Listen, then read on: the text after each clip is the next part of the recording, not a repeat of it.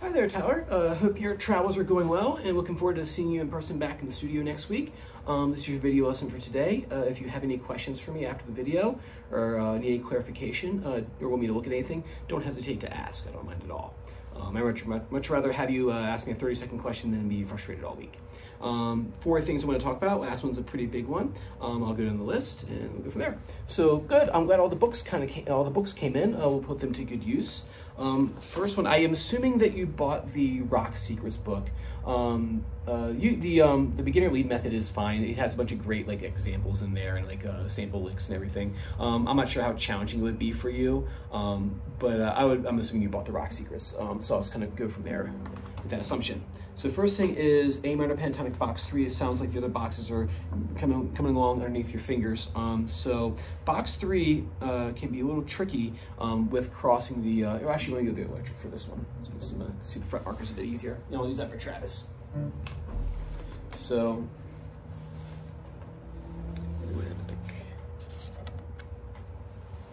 so box 3, if you turn to page 19 in the Rock Secrets book, you'll see all the 5 positions of the A minor pentatonic. He has them labeled differently. He has them labeled like box 4 starting here, but since it's the first one in the series, he calls it pattern 1. I don't do that. So what I've done is I've actually just kind of crossed out in my edition, and I've crossed out and just labeled the way I like them to be labeled. The reason why I call this one box 1 is because it's the first one I teach people, and if I teach people and I say, hey, this is box, it's the easiest one to remember, and I say, hey, this is, what is it called, pattern 3, they're like, well, why is it pattern 3 and not like pattern 1? And then we have a whole big long discussion of how there's really 5, and it just becomes confusing, so I just renamed that one 1. So pattern 3 is up here at the 10th fret, 10, 12, 10, 12, 10, 12. It's pattern 5 here in your example. It's the last one on page 19. 10, 12, 10, 12, 10, 12, 9, 12, 10, 13, and then 10, 12. This one, of all the boxes, I think is the most difficult across the board for people to memorize. And I think the reason why is that kind of weird, noodly kind of thing that happens, that shift that happens between the 3rd string and the 2nd string, where you're 9, 12 here, and then you switch over to 10, 13. I think that can be a tricky spot. So what I would suggest for you to do is, if you find that to be, for some reason, difficult to remember, is practice just doing that part back and forth, just like those 2 strings. 9, 12, 10, 13, 13, 10, 12, 9, just back and forth. Right?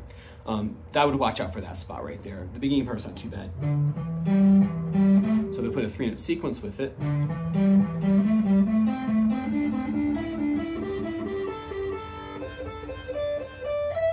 And I believe for you, we went box 5, I was say box 1, box 2, and then in box 3. So I think we had this much range covered.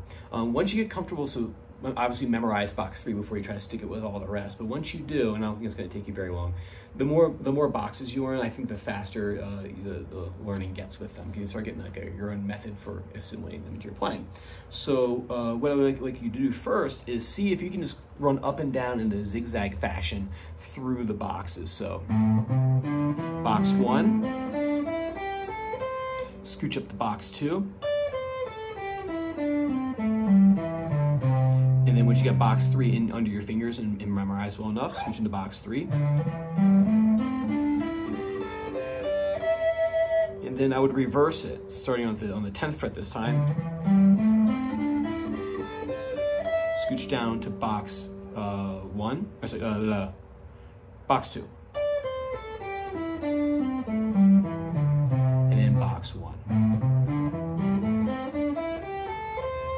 And I think you have, if you're still on the road, I think you have your acoustic guitar and everything, that 13 shouldn't be a problem at all, I don't think so. And then once you do that, then you do sequences with them. And then what we need to do at some point, we start talking about intervals. Once you get, I have a couple other things I need to cover with fretboard theory, and then we're gonna start doing intervallic patterns. So like say,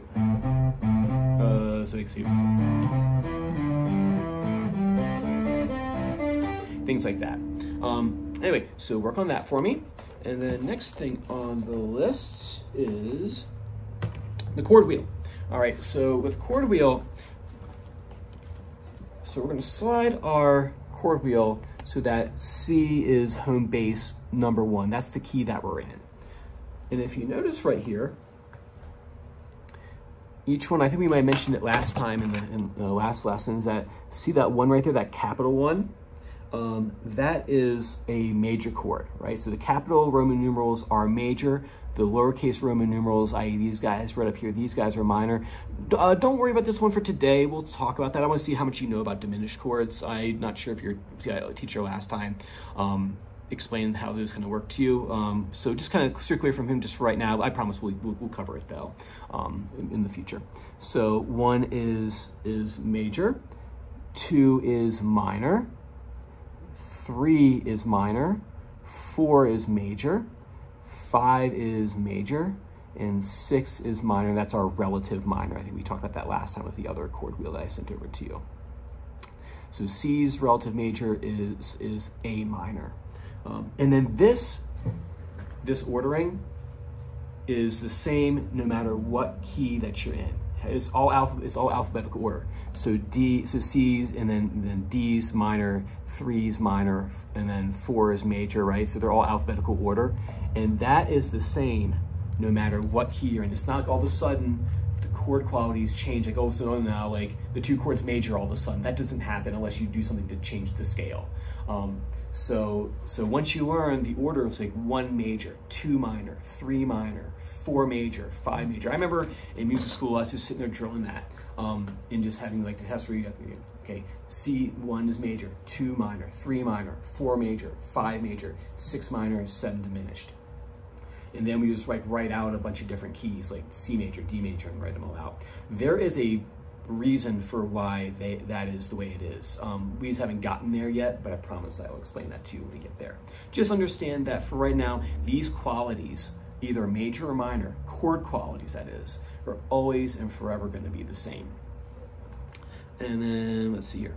So really in rock and pop, there are no rules into like which chord comes first, but I'm going to give you the ordering that's kind of like a classical ordering. So that way you have a place to start. Because if I said, hey, just play whatever you want, that's a pretty big thing to say to somebody. Like, oh, you can play whatever chord. So right now I'm just gonna give you the classical approach that we can break later. We're just gonna have this just as a spot to start.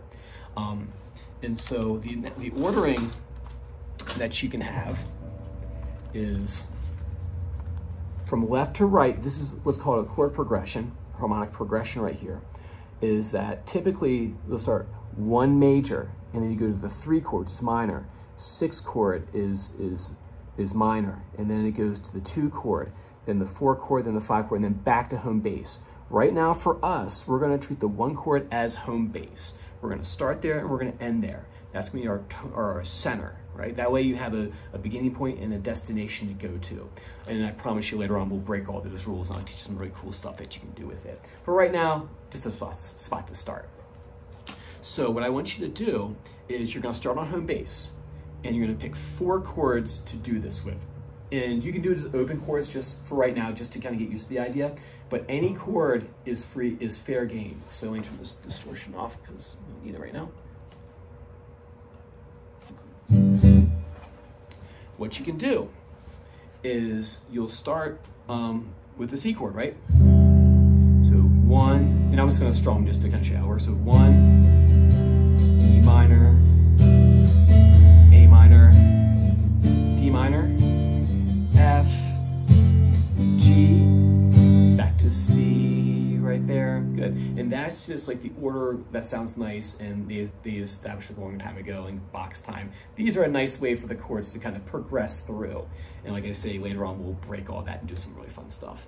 Pick 4 chords. So for me, I'm gonna pick, moving left to right, I'm gonna pick a C chord. I'm gonna go E minor, and then I'm gonna need a 3rd chord. I'm gonna go G, and then I'm gonna go to C. So my chord progression is gonna be C, E minor, G, and then C, right? Then what you can do is take those chords. You can take any chord quality or any type of chord you want. Say, for example, if you want to get better at your bar chords, you can do your C chord here. E minor,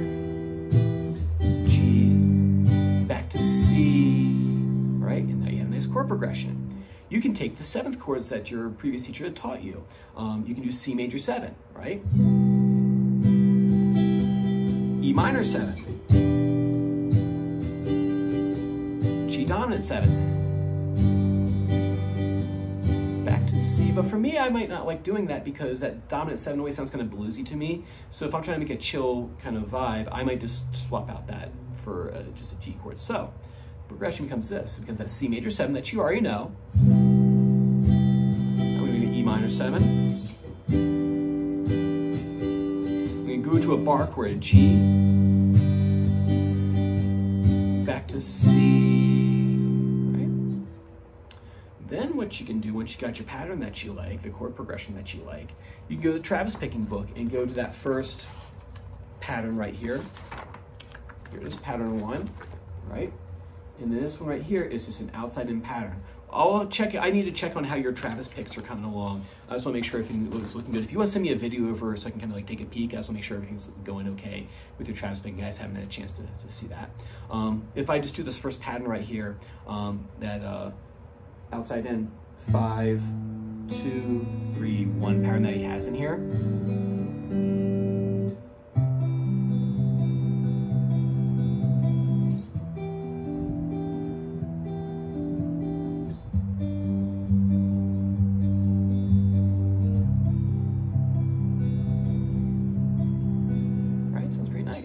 If I put that in my looper, I'll go slower too. So we have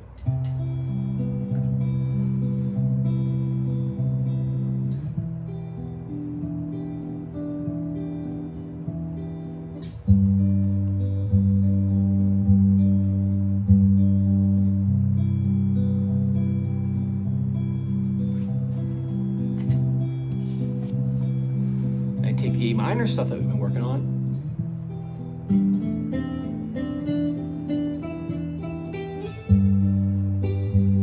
It works because A minor is the relative minor of C major.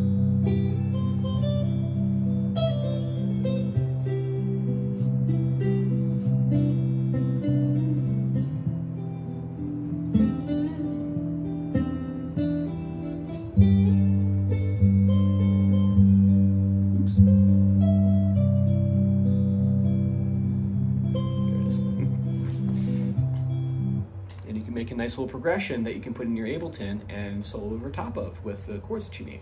And there's all kinds of cool stuff we can do with these chords. Eventually, what we could do, I was like drum strings.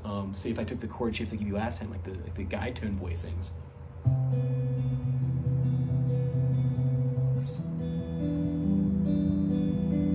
Sound like a Radiohead. That's like Radiohead, the trick that they do. They'll do all these drop 2 voicings, and they'll do it.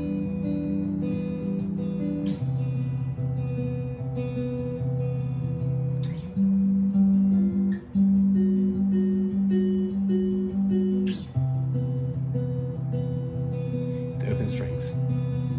So right now I'm hitting the open B string.